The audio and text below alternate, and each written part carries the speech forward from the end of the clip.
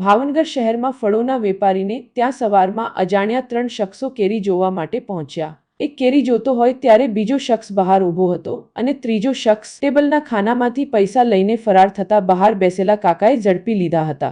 જો કે ત્રણેયને ઝડપી લીધા બાદ પૈસા પરત લેવામાં આવ્યા હતા, પરંતુ ત્રણેય ગયા બાદ ફરી આવવાની ધમકી આપીને ગયા હતા। જો કે ફરી આ 3 લોકો હથિયાર સાથે આવ્યા હતા અને અમારા પૈસા આપી દો કહીને રૂપિયા 5000 લઈને જતા રહ્યા હતા। આ પ્રકારના બનાવને લઈને વેપારીઓમાં ફફડાટ ફેલાયો છે। મારું નામ ભરતભાઈ અમરલાલ રામનાણે, ફ્રૂટનો વેપાર છે મારે। સવારે 3 જણા ગ્રાહક તરીકે આવ્યા હતા દુકાને। અમારે કેરી જોવી છે। કેરી જોવાથી અંદર દુકાનમાં ગળ્યા। 2 જણાએ કેરી જોઈ, 1 જણાએ ગલો ખોલીને પૈસા લઈને ભાગતો હતો।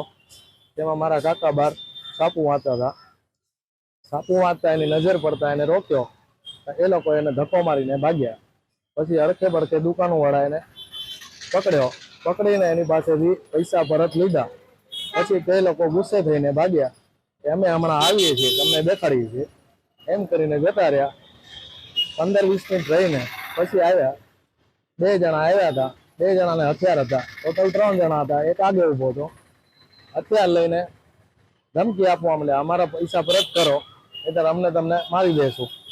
પછી તમારે જેને પોલીસને ફરિયાદ કરવી હોય તો ફરિયાદ કરો, પણ અમે 3 દિવસમાં જામીન ઉપર છૂટીને પછી તમને ગોદા મારી દઈશું।